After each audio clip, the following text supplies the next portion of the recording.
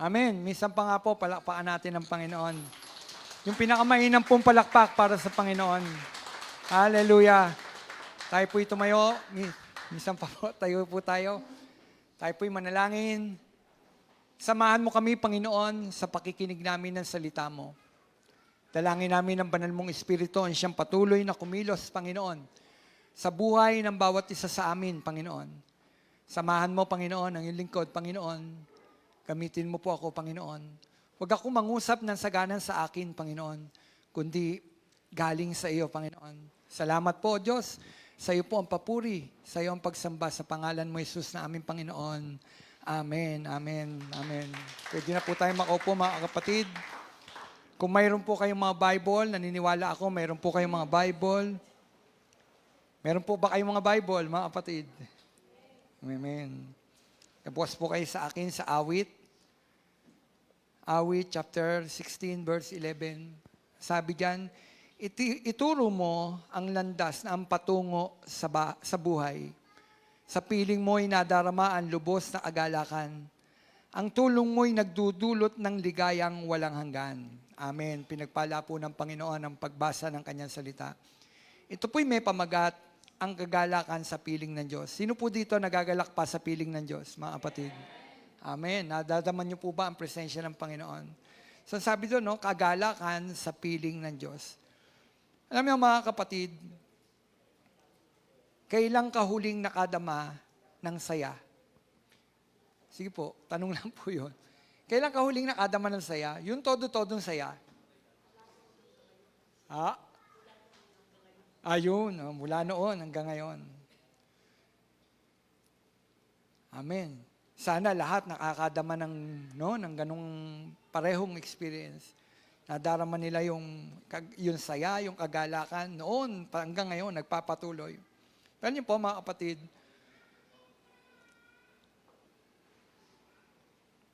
kadalasan, nagiging masaya ang tao kapag nakabili ng bagong cellphone.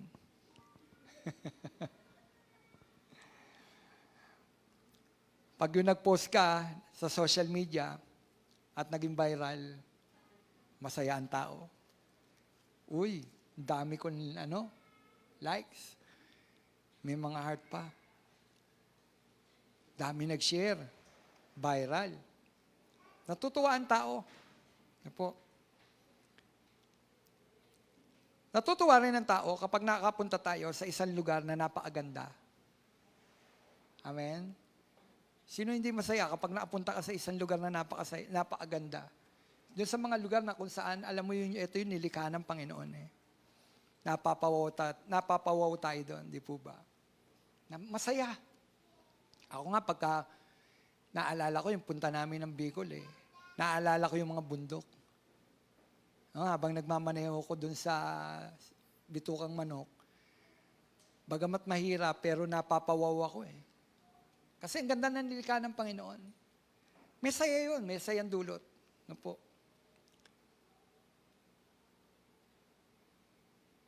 Oo, mga kapatid, tama lang na maging masaya tayo.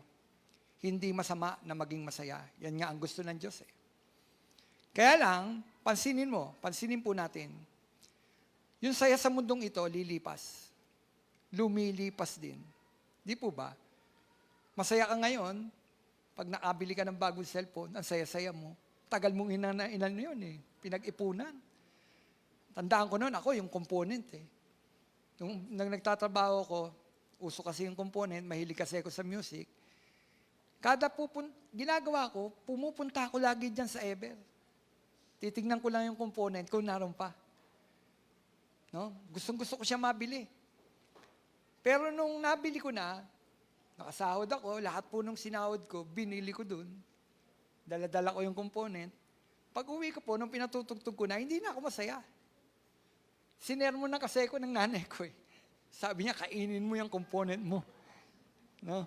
Nakatigim ako ng sermon. Kasi lahat ng sahod ko, nilagay ko doon. Binili ko noon.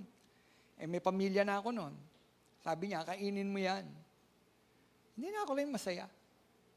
Habang pinatutugtog ko, sabi ko, mas maganda siguro yung may subwoofer pa. Naghahangad ako ng iba. No? Ibig sabihin, Ang lahat ng bagay sa mundong ito na nagdudulot sa atin ng kagalakan o ng saya, pansamantala. Pansamantala po ang mga bagay na nandito sa daigdig. May dinudulot yung saya sa atin, ngunit panandalian. At pagkatapos nating makuha, hahanap na naman tayo ng bagong magpapasaya sa atin. Tama po ba yun? Nakuha na natin, tapos hahanap na naman tayo ng panibagong magpapasaya sa atin. Mga kapatid, ang tanong, pagod ka na ba ng kahanap ng kagalakan sa daigdig na ito? Yung tipong kung ano-ano ng blessing ang hinahanap natin para lang mapuno ng saya ang puso natin. Pero pag uwi natin ng bahay, bakante pa rin nga yung puso natin. No? Pero ngayon mga kapatid, ngayong umaga, dadalhin tayo ng Diyos sa isang lugar na hindi nauubusan ng saya. Wow! Dadalhin tayo ng Diyos, saan? Sa isang lugar na hindi nauubusan ng saya. Isang lugar na kahit wala kang pera, masaya ka. Busog ka pa rin, kahit gutom ka. Kahit may suliranin, masaya pa rin tayo. Alam niyo kung saan yon? Sa presensya ng Panginoon. Doon sa presence ng Diyos. Kaya sabi ng Bible, sa presence ng Diyos, there is fullness of joy. Amen? Anumang suliranin na ibsan kapag tayo nandoon sa presence ng Panginoon. Kadalasan na hindi tayo agad makarating doon sa presence ng Panginoon. No? Nami-miss natin yung presence ng Panginoon. Ngayon, sabi ko nga, yung presensya ng Panginoon, dulot nito ay kagalakan. 3 katotohanan tungkol sa kagalakan sa presensya ng Panginoon. Anong meron sa presence ng Panginoon? Una, kumpleto. Kumpleto ang kagalakan sa presensya ng Panginoon. Kanina, yung binanggit ko po sa inyo, mga pansamantala na nakukuha nating kagalakan sa daigdig na ito. Na sinabi ko ngayon, sa presence ni Lord, there is fullness of joy. Sa presensya ng Panginoon, kumpleto ang kagalakan. Sabi ng Awit, chapter 16, verse 11b, sa piling mo'y madarama ang lubos na kagalakan. Anong sinabi? Sa piling mo, madarama ang lubos na kagalakan. Sinasabi po nung manunulat nito, nung mga awit dito, wala nang ibang kagalakan na makukuha, kundi nandyan lamang sa presensya mo. Lubos eh. Yung lubos-lubos daw na kagalakan, nandoon sa presensya ng Panginoon. Kaya binahampi ko sa inyo, yung presensya ng Panginoon, kumpleto. Kumpleto ang kagalakan na madarama ng isang taong nandoon sa presence ng Panginoon. Kaya sabi, sa piling mo'y madarama ang lubos na kagalakan. Binabanggit, sa piling mo, sino yung piling mo? Ang Diyos. Sa piling mo, Diyos, madarama ang kumpletong kagalakan. Hebrew word ng lubos. Kasi yun yung keyword. Lubos. Lubos-lubusan di po ba? Lubos. Ano yung niyan? May 3 Meron po, abang inaano ko siya, meron palang 3 na tinutukoy. Una, yung Shalem, Melo, at Tamim. No? Pare-pareho ang kahulugan ng 3 yon. Shalem, sabihin nyo nga, Shalem. Hindi ako Hebrew, Hindi ako Hebrew. Shalem, Melo. Sabihin nyo, Melo. Hindi Milo, Melo. Melo. Tamim. Yan. Yan, 3 na yan, pare-pareho po ang kahulugan. Iba-iba lang ang ginagamit ng word na yon, pero same yung meaning. Ano po? Yung Shalem, walang kulang. Walang sira, buo at perpekto. Yun ang ibig sabihin ng Shalem. Hango rin yung Shalem doon sa Shalom. No? Ano ba ibig sabihin ng Shalom? Peace. Peace be with you. Parang ganon. So, walang sira, buo at perpekto. Yung Melo, puno, kapuspusan, lubos na puno, umaapaw, walang space na bakante. Yun ang ibig sabihin ng Melo. Yung Tamim, ganap, lubos at walang kapintasan. Pero sa ating binasa dun sa Awit chapter 16 verse 11b, yung word na lubos, ang akma po dyan na ginamit ay yung Melo. yung melo. Sa presence ng Diyos ay melo, lubos, puno, puspos, umaapaw, walang space na bakante, nakagalakan, punong-puno ng kagalakan. Yun ang ibig sabihin ng melo. Sa presence ng Panginoon, punong-puno, puspos na puspos. Puspos na puspos ka, punong-puno ka ng joy. Doon sa presence ng Panginoon. So, yung pala yun, no? Umaapaw at walang bakanting space dun sa puso mo. Kasi yung mga bagay na pansamantala, may bakante. Kaya nga hanap ka pa ng hanap. Pero dun sa presence ng Panginoon, yung presensya pa lang ng Panginoon, kumpleto na. Kaya nga binabanggit doon yung salitang puspos, umaapaw. Ano ibig sabihin ng umaapaw? Meron ba space? Wala. Umaapaw nga eh. Ibig sabihin nun, sobra-sobra. Sobra-sobrang joy. Sobra-sobrang kagalakan. Saan? Sa presence ng Panginoon. Kaya lang kadalasan, hindi natin hinahanap yung presence ng Panginoon. Nahanap natin yung mga magbibigay ng kagalakan sa atin sa pamamagitan ng mga bagay na nandito rin sa mundong ito. Nasabi ko nga, kaya ang tao, nakuha na yung dapat makuha, yung gusto niya, pero wala pa rin yung kagalakan na kanyang nadarama. Bakit? Lahat ng yun, pansamantala. Ang kompletong kagalakan lang, yung presensya mismo ng ating Panginoon Diyos. Melo. Punong-puno, puspos na puspos, nag-uumapaw. Sa mundo, masayang-masaya tayo kapag may mga bago tayo. Tama po ba? Kaya sabi ko kanina, nung makuha ko yun, masayang-masaya ako. Bagong cellphone, bagong kotse, bagong damit. Pero may kulang pa rin. Kinabukasan, may kulang pa rin. Naranasan nyo na ba yun? Naranasan nyo yun na. Yung hinahangad nyo isang bagay, pero sabi mo, hindi ito yung nagpasaya sa akin eh. Hindi ito. No? Sabi ko nga, kinabukasan, hindi na tayo masaya. Gusto mo na naman ng bago. Kasi nga, hindi melo. Hindi melo yung naibibigay na kagalakan ng daigdig na ito. Hindi siya nag-uumapaw. May bakante. Hungkag. May space. Kaya hanap ka pa rin ng hanap ng kagalakan. Pero sabi ko nga, mga kapatid, sa presence ng Diyos, melo, lubos, punong-puno, umaapaw, hindi tayo maghahanap ng kagalakan sa iba. Yun ang nandun sa presence ng Panginoon. Hindi ka nahahanap ng kagalakan sa iba. Presence pa lang ng Panginoon, kapatid. No? Presence pa lang niya, okay na. Punong-puno na kasi. No? Hindi ka na maghahanap ng kagalakan sa iba kasi Diyos pa lang, puno na sa puso mo ang joy. Presence pa lang ng Panginoon, okay ka na. Kumpleto ka na. Amen? Sino naranasan yung kanina habang sumasamba tayo? Yung kumpleto na, Lord eh. Amen, di po ba? Kumpleto na. Lord, sapat na. Naibigay mo na. No, naibigay mo na. Ngayon, ano ang aral sa atin nun? Bakit tayo nalulungkot? Kasi maraming blessing, no? Marami ng blessing pa rin. Ayun, ulitin ko. Bakit tayo nalulungkot kahit marami ng blessing? Tanong pala yun, no? Tanong. Bakit tayo nalulungkot kahit marami ng blessing?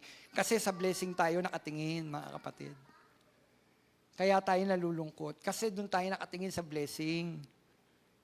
Hindi tayo nakatingin doon sa nagbigay ng blessing. Nakuha niyo ako? Nakatingin tayo doon sa blessing, doon sa pagpapalang ibinigay sa iyo.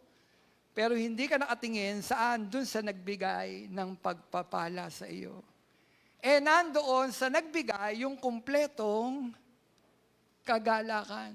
Hindi doon sa kanyang binigay lang. Blessing, pansamantala. Pinaintulot ng Panginoon, pagpalain tayo dito sa daigdig na ito, pansamantala.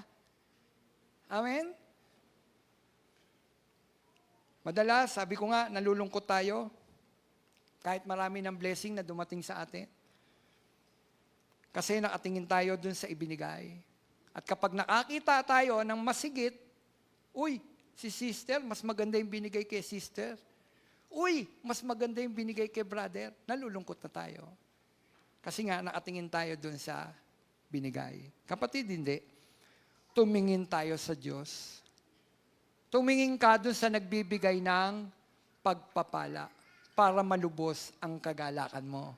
Amen. Amen. Parang ganito. Diyos pa lang, siya na mismo ang pagpapala. Diyos pa lang yan. Diyos. Yung Diyos. Siya mismo ang pagpapala. Nadaman niyo na po ba yun? Na ang Diyos mismo ang pagpapala ko. Mawala ng lahat, wag lang ang Diyos. Talaga. O kapatid, sa totoo lang, yun po yun eh. Mawala ng lahat, wag lang ang Diyos.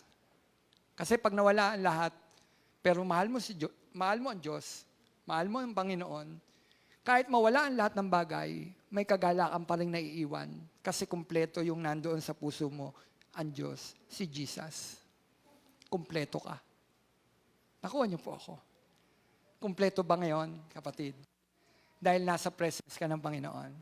Naarating ka ba sa presence ng Panginoon kanina? Habang sinasamba mo ba siya, naranasan mo yung, wow, walang maipapantay na agalakan. Alam niyo, ito yung naranasan ni David eh. Ito yung naranasan ni David na agalakan sa presence ng Panginoon. Yan yun. Nagusto niya tumira sa bahay ng Diyos. Mamasdan lamang ang kamangha-manghang gawa ng Panginoon. Gusto ni David yun. Na doon na lang ako sa bahay mo. Doon na lang ako sa templo mo. Para mapagmasdan kita. Ganun siya. Ganun niya inilarawan yung kagalakang nadarama niya kapag siya nasa templo ng Panginoon, kapag siya nasa presence ng Panginoon. Dito na lang ako.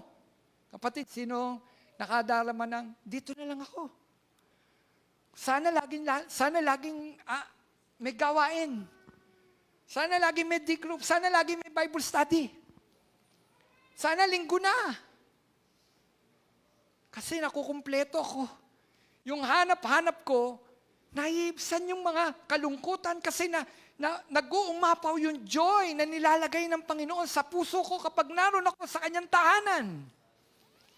Amen? Gusto niyo po bang maranasan yon? O nararanasan nyo na?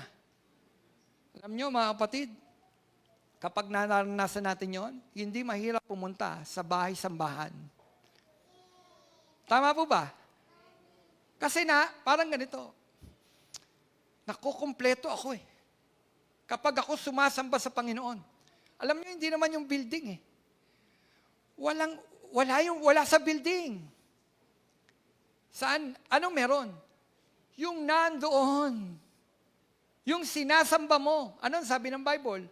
2 o 3 nagkatipon, naroon ako. Ilan tayo? Di po ba?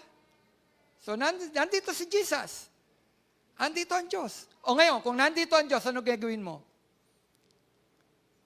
Paano mo makukuha yung joy kung wala kang panahon kay Jesus? Kapatid, sa presence ng Panginoon, kumpleto ang kagalakan. Amen. So, lumagi tayo doon. Lord, gusto ko lagi sa presence mo. Lord, gusto ko laging umawit sa iyo. Lord, gusto ko laging marinig ang salita mo, Panginoon.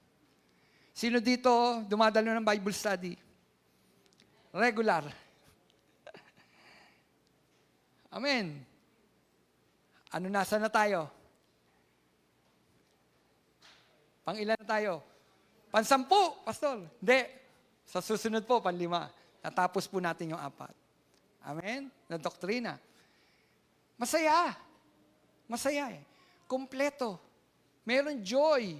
Sabi ko nga nung una sabi ko sa mga leader, gagawin kong pipilitin kong 30 minutes o 15 minutes. Hindi, inaabot talaga tayo 1 oras eh. Di po ba? Kasi kapag nanong ka na, sarap. Ang sarap. Sa presence ng Panginoon. Kasi yung pakikinig, isa yan sa presence ng Panginoon. Ano gagawin mo dun? Pagkatapos mo magsalita sa Diyos, anong gagawin mo? Makikinig. Paano ka makikinig? Mga kapatid, paano po ba tayo makinig? Saan dapat naroon yung attention nyo? Doon sa sinasalita. Hindi doon sa nagsasalita, doon sa sinasalita. Kasi meron kang nakukuhang joy. Amen. Okay po, sa presence ng Panginoon, kumpleto ang kagalakan. Pangalawa, anong meron na kagalakan sa presence ng Diyos? Ang presence ng Diyos, lugar ng buhay. Ano daw ang presence ng Diyos? Lugar ng buhay. Awit 27, verse 4. Kay Yahweh ay isang bagay lang ang aking hinihiling. Isa lamang talaga ang aking hangarin. Ang tumira sa templo niya habang buhay. Upang kagandahan ni Yahweh ay aking mapagmasdan. At doon humingi sa kanya ng patnubay. Mga kapatid, ang presence ng Diyos, mayroong buhay. Lugar yun ng buhay. Ano daw ang presence ng Diyos? Mayroong buhay. Kaya ito yung sinasabi ko kanina, kay Yahweh, isa lamang bagay ang aking inihiling. Kayo, ano inihiling nyo kay Lord? Bagong cellphone? Bagong bahay? Okay lang yun. Pero dito, sinasabi, kay Yahweh, isa lang talaga ang aking hinihiling. Hindi siya humihiling ng blessing. Lord, maraming pera. Lord, bagong kotse. Lord, bagong damit. Lord, bagong ganito. Hindi niya hinihiling yun. Isa lang ang hiling niyang sumulat nito. Ano sabi niya? Kay Yahweh, isang bagay lang ang aking hinihiling. Iisa lang talaga ang aking hangarin. Hangarin ng kanyang puso. Ano yun? Ang tumira sa templo mo. Kita niyo yun? Ganun kasi yung kanyang damdamin. Na hindi ko nga yung mga pagpapalang ito. Isang bagay lang ang aking inihiling sa iyo, O Diyos. Ano yun? Ang sabi niya, tumira sa templo mo habang buhay. Sino dito gustong tumira? Doon na lang ako sa church. O kaya doon na lang ako sa presence mo, Lord. Di na ako alis dito.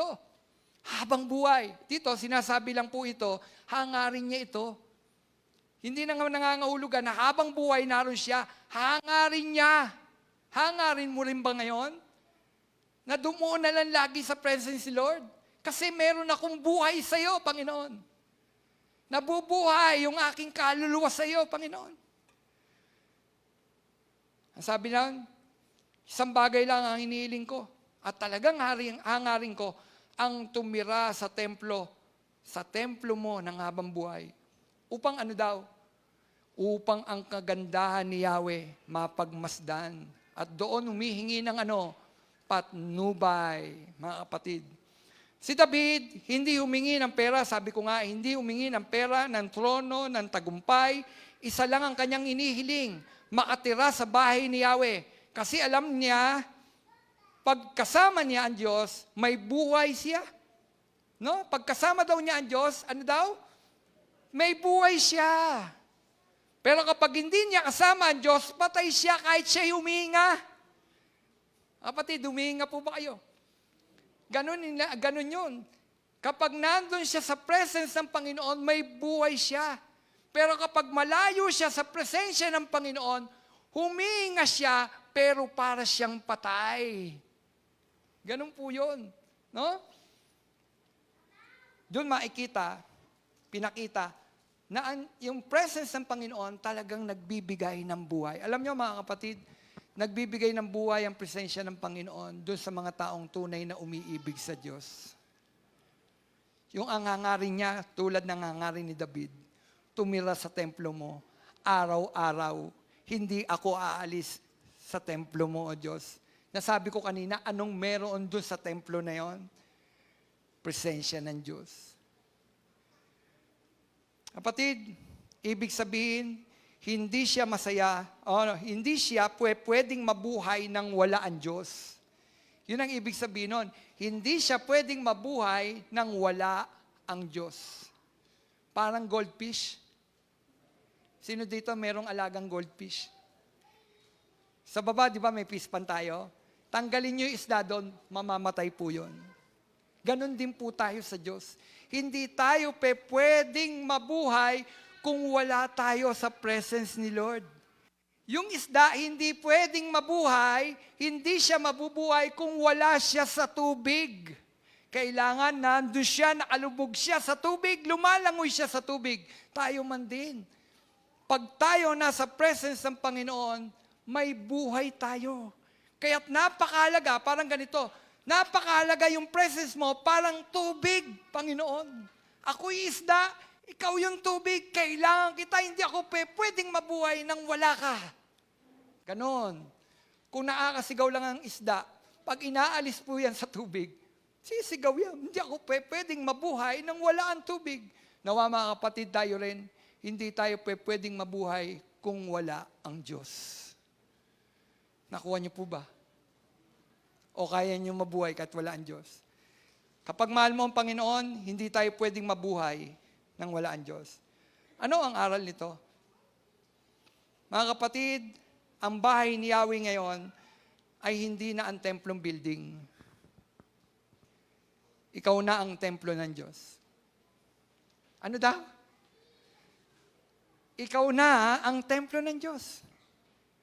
Hindi na yung templong building. Hindi na ito. Hindi lang ito. Ikaw mismo ay templo ng Panginoon Diyos. 1 Corinthians 6:19, hindi ba ninyo alam na ang inyong katawan ay templo ng Espiritu Santo na nasa inyo at ipinagkaloob ng Diyos sa inyo?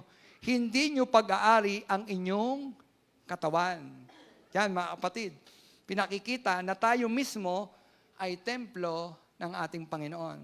So kung tayo ay templo ng Panginoon, so may buhay. May buhay po ba, mga kapatid? Yan. Ibig sabihin, kapatid, araw-araw, pwede mo nang maranasan ang presence ng Panginoon. Hindi na problema sa iyo, ay wala ako sa church. Para maranasan ko ang presence ng Panginoon, kailangan naroon yung mga song leader. Kailangan merong mga awit. Kailangan may tumutugtog. Kailangan may gitara. Kailangan may drums. Hindi doon lang nakabase ang presence ng Diyos. Ang presence ng Diyos, araw-araw mararanasan ng mga taong nasa Kanya. Dahil ikaw mismo ang templo ng Diyos. Amen! Kaya mararanasan mo ang Panginoon kahit ikaw ay nasa jeep, kahit ikaw ay nasa MRT, kahit nagluluto ang mga nanay, mararanasan natin ang presensya ng Panginoon. Dahil ikaw mismo ang templo ng ating Panginoon. Dahil ikaw mismo ang pinananahanan ng buhay na Diyos. Hallelujah! Praise God! Biro mo tayo mismo, itong katawan natin, templo ng Diyos. Wow! Ibig sabihin nun, kapatid, nananahan ng Diyos sa iyo. At kahit saan ka naroon, hindi mo na kailangan hanapin pa ang Valenzuela Bethel, kahit nasa MRT ka, kahit nagmamaneho ka, nagluluto ka, kaya mong maranasan ang presensya ng Panginoon. Amen! Subukan ninyo, habang kayo'y nagmamaneho, subukan ninyo habang kayo'y nagluluto o naglalaba, manalangin kayo sa Diyos. Lord, gusto kong maranasan ng presensya mo kahit nagluluto ako. Maniwala po kayo, pararanas ng Diyos na naroon siya. Nangungusap ang Diyos. Naniniwala po ba kayo doon? Subukan nyo. Try ninyo. Mararanasan nyo ang Diyos. Kasi nga, hindi sa building lang para maranasan natin ang presensya ng Panginoon. Dahil ikaw mismo ang templo ng ating Panginoon. Amen? At kapag ganyan, mga kapatid, may buhay. May buhay ka dahil palagi kang nasa presence ng Panginoon. Kapatid, paggising mo sa umaga, hinahanap mo ba yung presence ng Panginoon? Kamusta na po? Yung paggising natin sa umaga, hanap-hanap ba natin ng Diyos? Alam niyo ba, ang Diyos, hanap-hanap tayo. Hanap-hanap tayo ng Diyos. Pero dapat paggising pa lang natin sa umaga, ang priority na natin ang Diyos. Kasi nasa Kanya ang buhay eh. Yung sabi ko kanina, hindi tayo pwedeng mabuhay nang wala ang Diyos. Kapag hindi ka pwedeng mabuhay nang wala ang Diyos, hanap-hanap mo yung pinanggagalingan ng buhay mo. Patay ako, Panginoon, kapag wala ako sa presence mo. Mamamatay ako, spiritual, Panginoon, kapag wala ako sa presence mo. Kapatid, kaya nga napakahalaga yung araw-araw na pakikipag-usap, pakikipagniig natin sa Diyos. Amen? Kasi may buhay kapag tayo nakikipag-ugnayan palagi araw-araw sa ating Panginoon. Amen. Tignan ninyo. May buhay ang magkasintahan kapag magkausap. Tama po ba? Ngayon, mas madali noon, hindi Di ba, no? Kuya, no? Noon, hindi. Hanap ka ng telepono. Pag may telepono malayo yung kasintahan mo, hindi, hanap ka ng telepono. Para lang siya makausap. Kasi may buhay. Di ba, nabubuhay? Yung lungkot ng buhay mo, naiibsan, makausap mo lang yung nandun sa kabilang linya. Gusto ko makausap yun. Hanap ka ng telepono, makausap ko lang siya. Kapatid, ganun. Ngayon, sabi ko, hindi mo na maranasan yun. Kasi nga, meron ng bawat isang phone.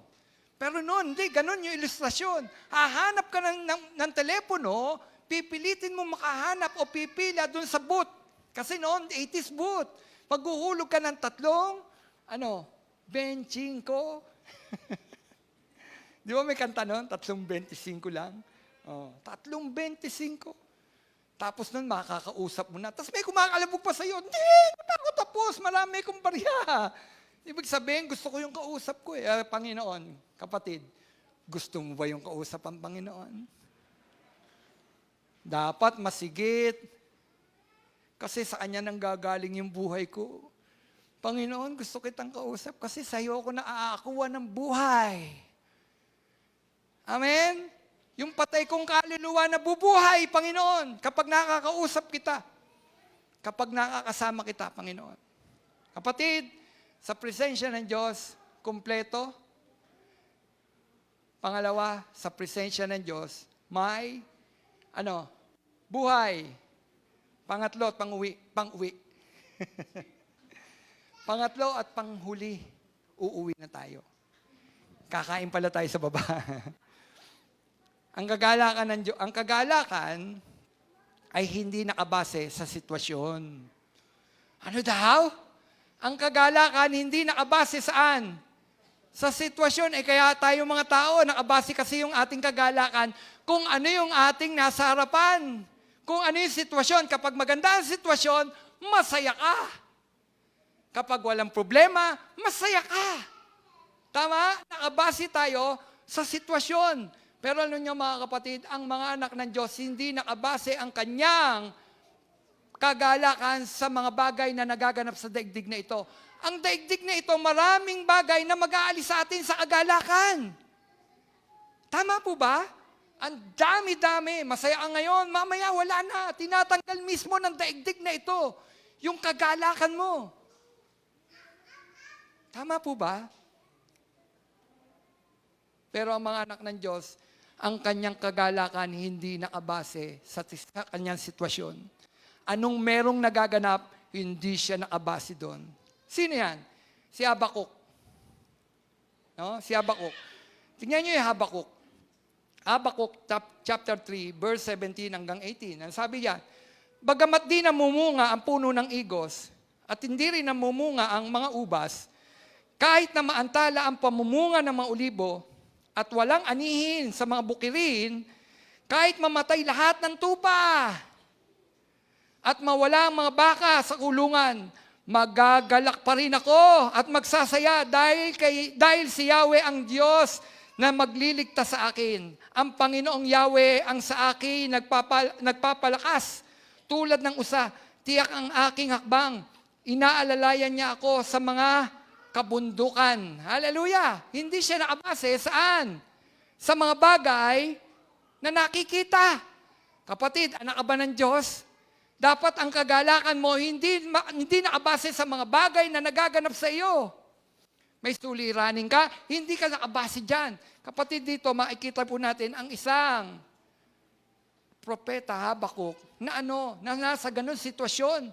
Nakikita niya, sabi niya, kahit mawala, No, bagamat di mamunga ang puno ng igos at hindi rin mamunga ang mga ubas, kahit maantala ang pamumunga ng mga ulibo at walang anihin sa bukirin, kahit mamatay ang lahat ng tupa. Kapatid, maganda ba yon? Maganda ba yung nakikita niya na yun? Maganda ba yung nagaganap? Hindi, di po ba? Hindi yun maganda. Pero anong sabi niya? Magagalak pa rin ako at magsasaya dahil si Yahweh ang Diyos na magliligtas sa akin sa ganun sitwasyon. Kapatid, anong meron ka ngayon? Nasaan ka? Mayroon bang hindi namumunga? Meron bang hindi namumunga? Meron bang hindi nagbibigay sa iyo ng biyaya? Minsan, nangad natin, no? Pag nagtayo ako ng negosyong ganito, kikita ako. Kabaliktaran, hindi nangyari. Malungkot ka.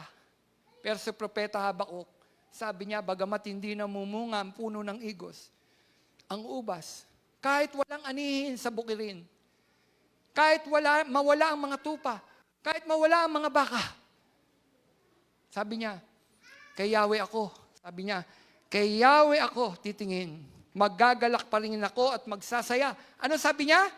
Magagalak pa rin ako at magsasaya. Sino magkakaroon ng kagalakan sa ganung sitwasyon? Sipin niyo yung mga kapatid, magkagalak ka ba sa ganung sitwasyon? Nalugi ba? Nalugi ang yung negosyo? Magagalak ka? Umulan, bumaha. Di po ba? Magagalak ka ba nun? Pero ang mga nakay Kristo, hindi nakabase ang kanyang kagalakan sa mga bagay o sitwasyon ng mundong ito. Sino natakot sa mga lindol? Natakot ako. Iniisip ko, naku, mga apo ko. Diba? Nagkaaroon tayo ng takot. Heat wave. Heat wave. Sa Europe, nag-aagawan sa electric fan. Sa mall. Grabe. Ito yung mga bagay na nakikita natin. Patayan. Nakaagalak ba yun? Isang general na nagkasa. Umalis ka na dito. Di po ba? Napanood niyo? Magagalak ka na nagkikita natin, nagaganap ito sa paligid natin. Nasa NLEX ka, bumabaybay ka, saya-saya inyong magpamilya, may nagbarilan. Di po ba? Masaya ba yon? Masaya ba ang sitwasyon? Kita nyo, hindi masaya, di po ba? Yan yung mga bagay na nag-aalis sa atin ng mga kagalakan. Ang mundong ito, aalisin yung kagalakan. Pero sa Panginoon, kapatid, kapag mahal mo ang Diyos, kasama mo ang Panginoon, kapatid, hindi nakabase sa sitwasyon ang kagalakan mo. Nagkakalindol-lindol, magagalak ako kay Yahweh. Talaga? Magagalak ako kay Yahweh. Kapatid, si Propeta Habakuk ganon. Pinatunayan ni Habakuk na siya ay naglilingkod sa Diyos, hindi dahil sa anumang bagay. No? Hindi dahil sa anumang binibigay ng Diyos, kundi dahil siya ay Diyos. Kapatid, ulitin ko pinatunayan ni Habakuk na siya'y nalulugod sa Diyos dahil hindi sa anumang bagay na ibinibigay ng Diyos, kundi dahil siya ay Diyos. Hindi nakabase sa mga bagay na nakapaligid sa Kanya. Kahit walang anihin, kahit mawala ang mga bukirin, kahit mawala ang mga tupa, hindi nakabase dyan ng kagalakan, magagalak pa rin ako, sabi niya, magagalak pa rin ako at magsasaya sapagkat si Yahweh ang aking kaligtasan. Hakuha niyo po mga kapatid, si Yahweh ang kanyang kaligtasan. Hindi sa mga bagay sa daigdig na ito, masaya si Habakuk, kundi sa Diyos. Maging sa gitna ng mga hatol ng Diyos, sa Huda, mga kapatid, pinili ni Habakuk na magalak sa Panginoon. Kasi nung panahon na yan, bihag po sila. Bihag po sila ng Babylonia. Naon yun? Kahit sabi, maging sa gitna ng hatol ng Diyos sa Huda, pinili ni Habakuk na magalak sa Panginoon. Ang Diyos ang kanyang tagapagligtas at pinagmumula ng kalakasan. Ayun, no, kita nyo, sa gitna ng, sa gitna daw ng, hatol sa Huda, alipin sila, unfair ang nangyayari, hindi patas ang mga bagay, magtatrabaho ka, maliit ang sahod kapag Israelita ka. Ganun yun. Mas may pabor dun sa mas malaki, ay dun sa kanilang kalahi. Dito unfair ang nangyayari. Alipin sila eh. Pero sabi niya, kahit mawala ang mga bagay na ito, hindi dyan. Magsasaya pa rin ako at magagalak. Sino dito kahit mawala ang lahat ng bagay, magsasaya pa rin siya at magagalak sa Panginoon? Sana maging ganyan tayo, no? Sana, yan ang ipanalangin natin. Panginoon, sana maging ganun kami. Kasi hindi tayo ganyan. Kapatid, hindi tayo ganyan. Naaapektuhan tayo ng mga bagay sa daigdig na ito. Kaya nga sabi ko sa inyo, dadalhin tayo ng Diyos eh. Dadalhin tayo ng Diyos doon sa mga bagay na totoong makakapagpapasaya sa atin. Sabi ko nga, si Habakuk, kahit mga bagay na negatibo ang nagaganap, masaya, nagpupuri pa rin siya sa Panginoon. Amen? Yan, magagalik pa rin siya dahil ang Diyos ang kanyang tagapagligtas. Yan ay pagpapakita na ang kanyang kagalakan ay hindi nakabase sa nagaganap o sitwasyon sa paligid. Ang kagalakan niya ay ang Diyos mismo. Amen. Sino dito, kagalakan niya ang Diyos? Kapatid, kagalakan mo ba ang Diyos? Pag may sakit tayo, masaya. Masaya po ba? Pag may sakit tayo? Hindi po ba? Pero pag nandun sa sitwasyon na yun, sabihin natin sa Panginoon, magagalak pa rin ako dahil si Yahweh ang aking tagapagligtas. May lugi ba? May nalugi ba? Pag may nalugi, sabihin mo, si Yahweh ang aking tagapagligtas. Magagalak pa rin ako. Amen? Hindi nakabase sa mga bagay na nagaganap ang kagalakan ng mga anak ng Diyos. Kapatid, anak ka ba ng Diyos? O di hindi nakabase sa mga bagay na nagaganap ang kagalakan mo. Nagkakalindol-lindol sa paligid, masamang mga balita ang naririnig, kaagulo, mataas na rate ng kuryente, magagalak pa rin ako. Wow, ang hirap naman yan. Ang hirap makarelate dyan, Pastor Romel. Di po ba? Magagalak pa rin siya. Bakit?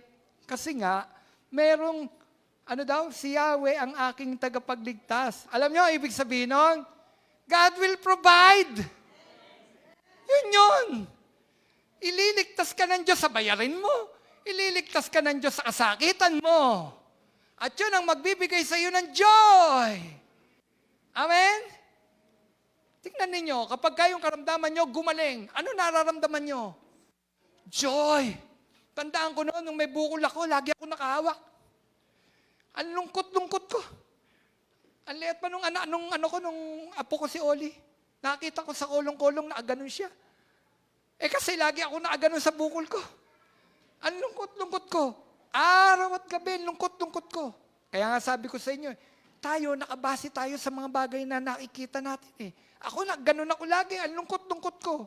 Sabi ni Bella, ano ba hawak ka ng hawak dyan? Lalo akong nalungkot nung lumaki na. Pero alam niyo nung pinagaling ng Panginoon, wow, sabi ko, Bella, alam mo, may nararamdaman akong joy, kakaiba. Yung pala yun. At gusto ko laging maramdaman yung joy na yun. Kaiba. Hindi ko nakikita na pag ako'y nasa dagat. Kasi mahilig ako pumunta ng dagat. Pag merong sa Caloocan Bethel, dagat. Gusto ko yun. Gusto ko ng mga bundok na kapagpapasaya sa akin. Pero mga kapatid, pansamantala. Gusto kong maranasan yung joy. Doon sa panahon ng suliranin, biglang tinugunan ng Diyos. Wala kang pambayad, biglang tinugunan ng Diyos. Di po ba? Di pa joy yun? Nakita mo, imposible. Pero kanino ka titingin? Minsan nakatingin tayo sa tao. Nalimot natin yung tunay na nagbibigay. Doon muna tayo doon sa Diyos na nagbibigay. Tapos may gagamitin ng Diyos na tao. Nakuha niyo po ako? May gagamitin ng Diyos na tao. At doon, mararamdaman mo yung joy. Kapatid, unahin mo yung nagbibigay ng pagpapala. Pag may suliranin ka, unahin mo yun. At mag-uutos ang Diyos sa tao para abutin ang pangangailangan mo. Hallelujah! Ganun ang Diyos para makumpleto yung joy. Last Sunday, nag-speak ako sa Caloocan Bethel. Nakaupo ako, tapos kung magsalita, may lumapit sa akin. Pastor Romel, ito galing sa kay Christy. Ito galing kay akin. Sabi ko, thank you po. Wow! Blessing! Sino hindi matutuwa nun? Pero bago yon, may kausap ako sa baba. Namatay yung kanya anak. Cancer. Kasi niyakap ko siya noon, bago ako pumanik. Kamusta po? Eto. Tapos kitang-kita ko sa mukha niya. Kitang-kita ko sa mukha niya yung pighati na mayat. Tapos makikita mo yung lungkot. Dahil may nawala anak niya Tapos, nung tapos na ako magsalita, narinig ko na naman ang tinig ng Diyos. Naisip ko, wow, may pambili na ako. Naisip ko, may pampabaon na ako sa mga apo ko. Nakuha nyo? Blessing yun Sabi ni Lord, bigay mo sa kanya. Lord, yung kalate, lahat. Lahat. Ang hirap magbigay. Pero madali kapag inutusan ka ng Diyos. Nakita nyo? Alam nyo yung tao, hindi naman nanghingi sa akin Hindi niya sinabi, Pastor Romel. Hindi. Pero inutusan ako ng Diyos para abutin siya. Nakuha nyo? Kapag inutusan ng Diyos, napakadali, napakagaang. Bakit?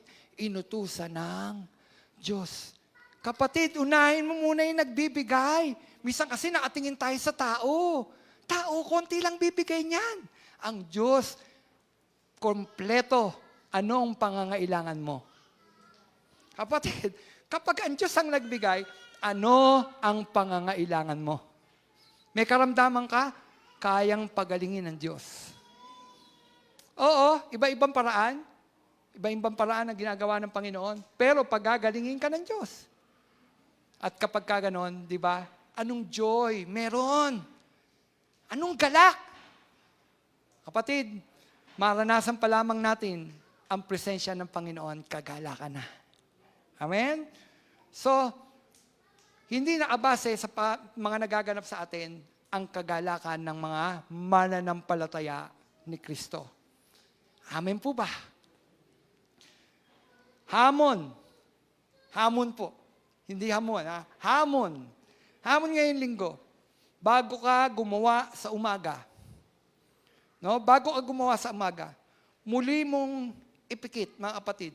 Kasi kagigising mo lang, di ba? Ipikit mo uli. Pikit mo mata mo.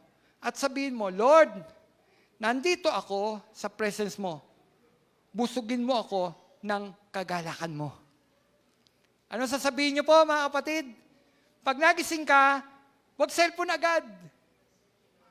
Pumikit ka uli. Tapos sabihin mo sa Diyos, ganito, Lord, nandito po ako sa presence mo.